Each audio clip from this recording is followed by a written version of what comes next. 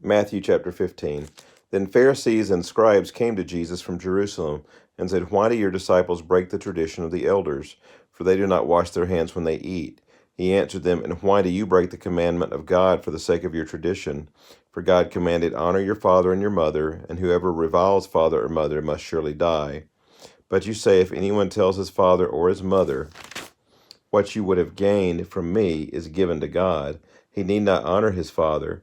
So for the sake of your tradition you have made void the word of God. You hypocrites! Well did Isaiah prophesy of you when he said, 'This people honors me with their lips, but their heart is far from me. In vain do they worship me, teaching as doctrines the commandments of men.' And he called the people to him and said to them, 'Hear and understand, it is not what goes into the mouth that defiles a person, but what comes out of the mouth, this defiles a person.' Then the disciples came and said to him, 'Do you know that the Pharisees were offended when they heard this saying?' He answered, 'Every plant that my heavenly Father has not planted will be rooted up. Let them alone, they are blind guides, and if the blind leads the blind, both will fall into a pit.' But Peter said to him, 'Explain the parable to us.' And he said, 'Are you also still without understanding? Do you not see that whatever goes into the mouth passes into the stomach and is expelled? But what comes out of the mouth proceeds from the heart, and this defiles a person.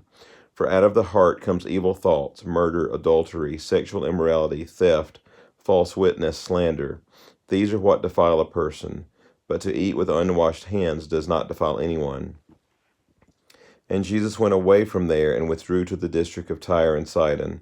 And behold, a Canaanite woman from that region came out and was crying, 'Have mercy on me, O Lord, Son of David. My daughter is severely oppressed by a demon.' But he did not answer her a word, and his disciples came and begged him, saying, 'Send her away, for she is crying out after us.' He answered, 'I was sent only to the lost sheep of the house of Israel.' But she came and knelt before him, saying, 'Lord, help me.' And he answered, 'It is not right to take the children's bread and throw it to the dogs.' She said, 'Yes, Lord, even the dogs eat the crumbs that fall from their master's table.' Then Jesus answered her, 'O woman, great is your faith. Be it done for you as you desire.' And her daughter was healed instantly. Jesus went on from there and walked beside the Sea of Galilee, and he went up on the mountain and sat down there, and great crowds came to him, bringing with them the lame, the blind, the crippled, the mute, and many others, and they put them at his feet, and he healed them. So that the crowd wondered when they saw the mute speaking, the crippled healthy, the lame walking, and the blind seeing, and they glorified the God of Israel. Then Jesus called his disciples to him and said, 'I have compassion on the crowd, because they have been with me now 3 days and have nothing to eat. And I am unwilling to send them away hungry, lest they faint on the way.' And the disciples said to him, 'Where are we going to get enough bread in such a desolate place to feed so great a crowd?' And Jesus said to them, 'How many loaves do you have?' They said, 7, and a few small fish. And directing the crowd to sit down on the ground, he took the 7 loaves and the fish, and having given thanks, he broke them and gave them to the disciples, and the disciples gave them to the crowds. And they all ate and were satisfied, and they took up 7 baskets full of the broken pieces left over. Those who ate were 4,000 men, besides women and children.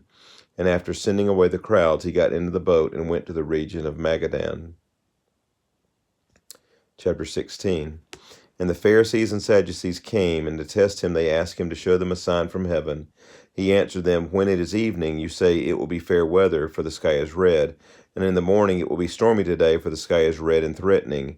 You know how to interpret the appearance of the sky, but you cannot interpret the signs of the times. An evil and adulterous generation seeks for a sign, but no sign will be given to it except the sign of Jonah.'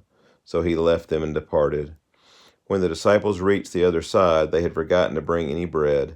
Jesus said to them, 'Watch and beware of the leaven of the Pharisees and Sadducees.' And they began discussing it among themselves, saying, 'We brought no bread.' But Jesus, aware of this, said, 'O you of little faith, why are you discussing among yourselves the fact that you have no bread?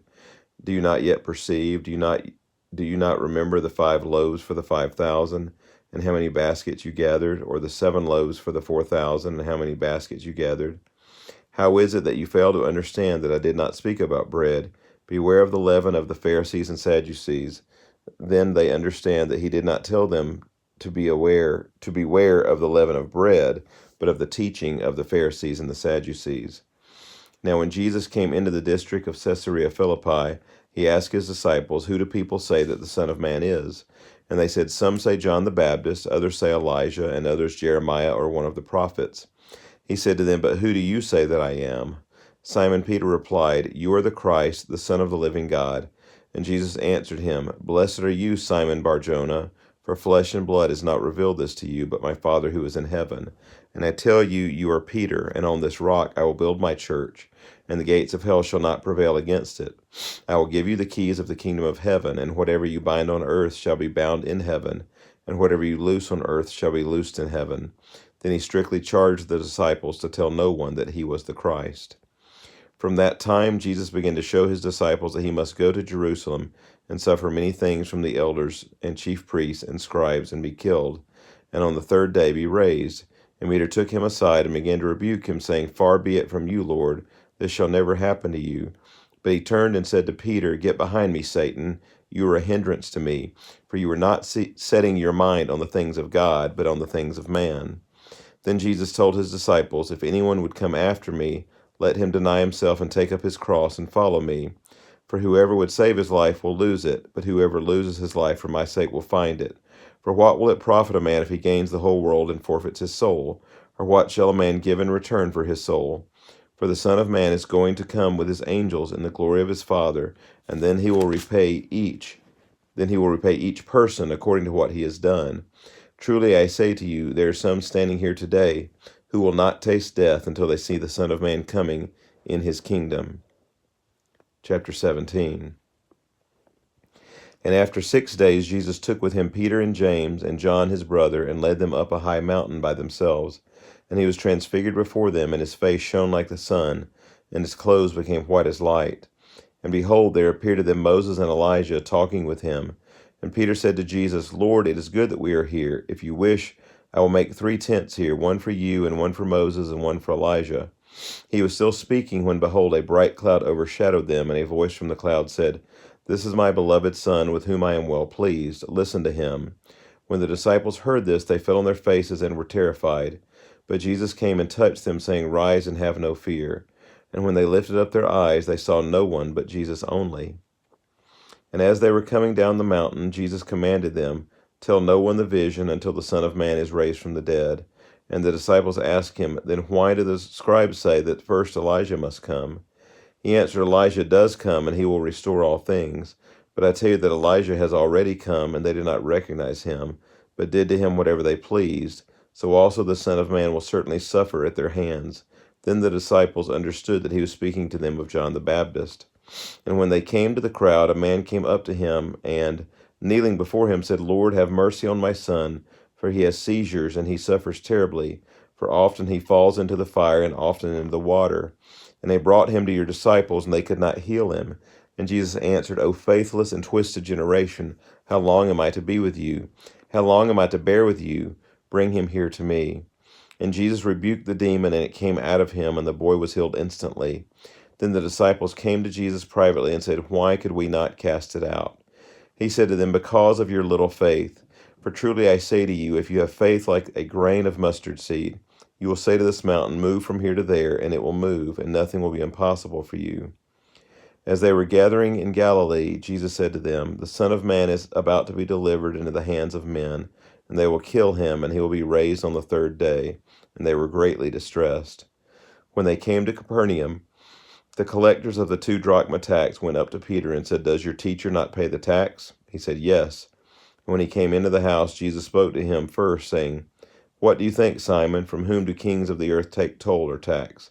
From their sons or from others? And when he said from others, Jesus said to him, Then the sons are free.